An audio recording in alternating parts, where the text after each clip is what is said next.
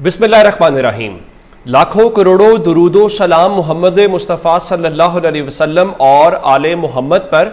मैं हूं उमर दराज गोंदल। आज की सबसे बड़ी खबर यह है कि चूंकि हमने सुना था कि कई अरब रुपए लगा के पाकिस्तान के अंदर एक फायर वॉल का सिस्टम जो है वो इंस्टॉल किया गया है, और फिर जब इंटरनेट बंद होता है तो इतलात ये थी कि फायर वॉल का तजर्बा हो रहा है, फिर इतलात ये थी कि फायर वॉल को इंस्टॉल कर दिया गया है। गो कि उसका टेंडर बाद में जारी किया गया, लेकिन कुछ खानापुरी भी होती है पेपरा रूल्स के तहत, तो इतलात थी कि खरीद पहले ही दिया गया है और कोई चूंकि टेक्नोलॉजी के लिए इस पर 30 अरब रुपए का बजट जो है वो रखा गया था, लेकिन वो फायर वॉल का तजर्बा कामयाब हुआ, नाकाम हुआ, क्या प्रॉब्लम्स आई हैं, आज की सबसे बड़ी खबर यह है। अगर ये कहा जाए कि अमली तौर पे फायर वॉल उखड़ गई है तो ये कहना गलत नहीं होगा। अब आप जानते हैं फायर वॉल को जब आपने चलाना था तो आपने मुख्तलिफ जो टेलीकम्युनिकेशन की कंपनीज हैं उनमें ये सिस्टम इंस्टॉल करना था। मिसाल के तौर के ऊपर यूफोन कंपनी है, जोंग की कंपनी है, टेलीनॉर की कंपनी है, जैज की कंपनी है, तो आपने उन कंपनीज को बाउंड करना था। और इतलात ये थी कि उन्होंने कहा था जी ओके, जब उसकी टेस्ट जिसको ट्रांसमिशन कह लें या टेस्टिंग कह लें, तो लेकिन उसमें प्रॉब्लम क्या आई। अब इसमें अगर आप ये देखें कि जोंग जो है वो चाइना का एक नेटवर्क है पाकिस्तान के अंदर, लेकिन इसी तरीके से टेलीनॉर जो है वो यहां का नेटवर्क नहीं है। ये सारे के सारी उसमें कुछ ऐसी कंपनीज भी हैं जो वेस्ट से ताल्लुक रखती हैं या उनके शेयर्स हैं, ये सारे मामलात हैं। अब हुआ ये कि जो फायर वॉल इस वक्त इस्लामाबाद से मुख्तलिफ हमारे सहाफी दावा कर रहे हैं, उनके मुताबिक फायर वॉल का तजर्बा मुकम्मल तौर पे पिट गया है। न सिर्फ पिट गया है बल्कि फायर वॉल का पूरा सिस्टम जो है वो वापस चाइना भेजा जा रहा है। अब उसकी वजह क्या थी? वजह यह थी कि चाइना के अंदर जो कम्युनिकेशन का पूरा सेटअप है वो भी उनका अपना है और उसके ऊपर फायरवॉल भी उनकी अपनी है। तो इस तरीके से इनका ख्याल था कि हम वही तजर्बा जो है वो पाकिस्तान के अंदर भी कर लेंगे। लेकिन पाकिस्तान में आपने चाइना से फायरवॉल तो मंगा ली, लेकिन नेटवर्क सारे चाइना के नहीं है, जिसके बाद उसकी कंप्लायंस के अंदर बहुत ज्यादा इशू आया। तो अब इस हवाले से कहा जा रहा है कि वो तजर्बा मुकम्मल तौर पर नाकाम हो गया है और अब शायद वो चाइना को वापस भेजा जा रहा है। और अब उसके बाद क्या होगा?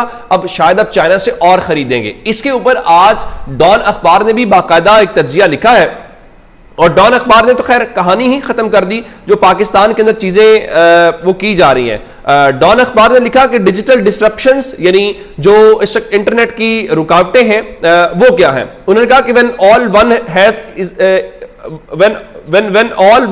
Has is a hammer every problem looks like a nail. यानी उनके कहने का मतलब यह है जब आपके हाथ में हथौड़ा ही हो, यानी हथौड़ा आपके हाथ में हो, तो आपको दुनिया का हर मसला कील दिखाई देता है कि हथौड़ा कील के ऊपर मारा जाएगा और इस तरह से मसला हल हो जाएगा, लेकिन ऐसा नहीं है। और उन्होंने फिर चाइना का कंपैरिजन किया है कि चाइना बुनियादी तौर पे क्लोज सोसाइटी है, पाकिस्तान क्लोज सोसाइटी नहीं है। हम वेस्ट से हमारी इकोनॉमी जुड़ी हुई है, बहुत कुछ हमारे मामलात हैं, तो जरूरी नहीं है कि जो उन्होंने मजीद लिखा, however as with most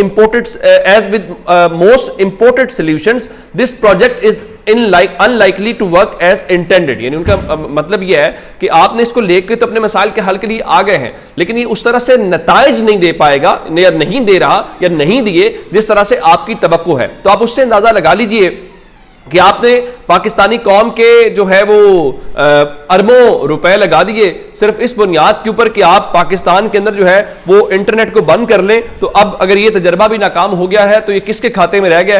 at the end सिर्फ अब एक ही आपने काम करना है, और वो काम ये है कि आप अपने लोगों की बात सुन लें, जो लोगों की विल है उनकी बात सुन लें। इस फायर वॉल का, आवाजें बंद करने का, इंटरनेट बंद करने का जो मामला है उसकी जरूरत नहीं पड़ेगी, लेकिन जाहिर है आप ये समझना नहीं चाहते तो आपको कोई उस हवाले से रोक नहीं सकता। एक मामला तो हो गया ये। नंबर 2 खबरें जो हैं वो कुछ सुप्रीम कोर्ट ऑफ पाकिस्तान से हैं। सुप्रीम कोर्ट से एक खबर तो ये है कि इतलात आ रही है कि शायद जस्टिस मंसूर अली शाह साहब का जो चीफ जस्टिस का नोटिफिकेशन जारी होने के हवाले से बहुत खबरें थी कि आपने 87 दिन पहले, जब उमर अता बंदयाल साहब अभी चीफ जस्टिस थे, तो 87 दिन पहले आपने काजी फायज ईसा साहब का नोटिफिकेशन जारी कर दिया था। काजी फायज ईसा की रिटायरमेंट में 84 दिन रह गए। एक तो कौम दिन गिन रही है एक एक करके, तो अब आपने नोटिफिकेशन क्यों जारी नहीं किया? लेकिन अगली खबर सुनिए। अगली खबर यह है कि जून 6 तारीख को एक फैसला महफूज हुआ था और वो फैसला नैब तरमीम केस से मुतल्लिक था। और नैब तरमीम केस का ताल्लुक बराह रास्त किस चीज से है? अडयाला जेल वाले कैदी इमरान खान से भी है। और इमरान खान ने कहा था कि मैं नैब तरमीम की मुखालफत इसलिए कर रहा हूं कि शायद जो मौजूदा कानून है मुझे उसका फायदा हो, लेकिन मुझे उसका फायदा नहीं चाहिए, क्योंकि कौम के वसी तर मफाद में देखा जाना चाहिए, ना कि अपनी जात के मफाद में देखा जाना चाहिए।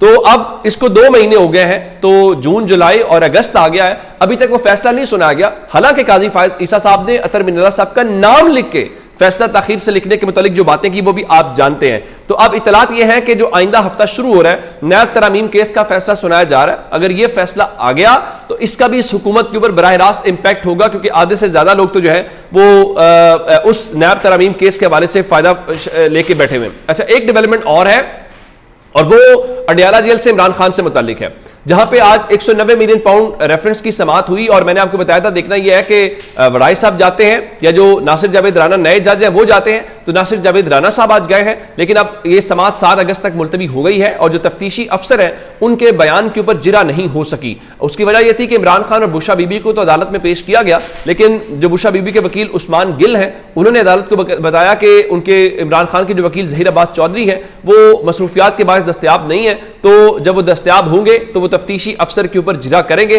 तो इस तरह से अदालत ने इस केस की जो समाअत है वो 7 अगस्त तक मुलतवी कर दिया। अच्छा, इस दौरान आज की समाअत के दौरान ही जो इमरान खान के वकला हैं उन्होंने एक दरखास्त दायर की कि इमरान खान अपने बेटों से फोन के ऊपर बात करना चाहते हैं, जिस पर अदालत ने अब जेल इंतजामिया से रिपोर्ट तलब कर ली है कि उनको बात करवाई जाती है कि नहीं करवाई जाती। अच्छा, उससे हट के आज इमरान खान ने बात की है, और बात करने के हवाले से इमरान खान ने एक तो ये बताया है कि उनकी तबीयत नासाज रही है, और इमरान खान जो है वो फूड पॉइजनिंग का शिकार हो गए थे, और उन्होंने गैर रस्मी गुफ्तगू करते हुए कहा कि जेल में दूसरी मरतबा फूड पॉइजनिंग का शिकार हुआ, और उनका फ्रिज की सहूलत ना होने की वजह से जो खाना है वो खराब हो जाता है। फिर इमरान खान ने कहा कि नैब ने तोशा खाना रेफरेंस में 2 रेफरेंस दायर करके अपने ही कानून की खिलाफ वर्जी की है, और पहले रेफरेंस में कहा कि हार की कीमत कम करवाई है, दूसरे में भी यही इल्जाम है, और पहले रेफरेंस में भी इनाम शाह जो है उसको वादा माफ गवाह बनाया गया, और नैब रेफरेंस में भी वही वादा माफ गवाह है। फिर इमरान खान ने कहा कि जो बनी गाला का कैंप ऑफिस था उसके तमाम अखराजात वो खुद बर्दाश्त करते थे, लेकिन उन्होंने एक और बात की, उन्होंने कहा मैं इस रेफरेंस से बरी हो जाऊंगा, लेकिन बरी होने के बाद जो मोहसिन नकवी है उसके ऊपर, और जो चेयरमैन नैब है उसके ऊपर, और जो तफ्तीशी अफसरान समेत जो झूठे बयान देने वाले लोग हैं मैं उनके ऊपर केस करूंगा। और उनका पहला रेफरेंस जिस हार पे बनाया गया, नैब को तो पता ही नहीं था वो हार हमारे पास है, तो वो कहते रहे हमने इतने में बेच दिया।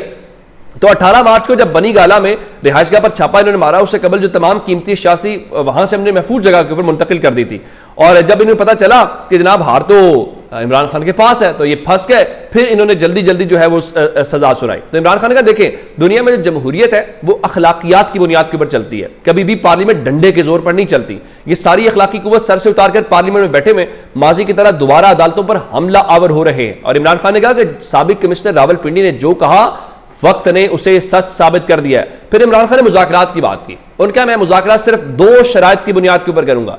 पहली शर्त यह है कि आइन के दायरे में रहकर मुज़ाकरात हो, दूसरी शर्त यह है कि मेरा चोरी किया गया मैंडेट वापस किया जाए, और फिर इमरान खान ने कहा मुज़ाकरात उन्हीं से करूंगा जिनके पास असल ताकत है, हुकूमत से मुज़ाकरात करने से तो इनकी हुकूमत चली जाएगी। फिर इमरान खान ने कहा इस मुल्क के अंदर जो गैर एलानिया मार्शल लॉ है वो नाफिज है। फिर इमरान खान से सवाल किया गया माफी मांगने से मुताल्लिक, तो इमरान खान ने कहा कि इनको माफी मेरे से मांगनी चाहिए, जुल्म मेरे साथ हुआ, मुझे रेंजर्स ने अगवा किया। तो जब ये सारी बातें होती रही तो फिर उन्होंने कहा कि क्या आपने वाकई अपनी पार्टी को रोका है कि फौज के हवाले से या आर्मी चीफ के हवाले से बयान से मुताल्लिक। तो इमरान खान ने कहा गवर्नमेंट का कोई भी इदारा गलत काम करेगा तो तनकीद करेगा। मुझे कहा गया कि जीएचक्यू के सामने पुरअमन एहतजाज की गलत कॉल दी गई, तो उनका आइन में कहां लिखा है कि जीएचक्यू के सामने एहतजाज करना जुर्म है? हुकूमत का कोई इदारा भी गलत काम करेगा तो हम उसके ऊपर जो है वो करेंगे। अच्छा, उसके बाद उन्होंने कहा कि शेर अफजल मरवत के मुतालिक आज सहाफियों ने इमरान खान से 3 मरतबा सवालात किए, लेकिन इमरान खान ने इस सवाल का कोई जवाब नहीं दिया। लेकिन जब तीसरी मरतबा सवाल पूछा गया तो इमरान खान ने कहा कि शेर अफजल के मरवत के मामले के ऊपर फिर बात करेंगे।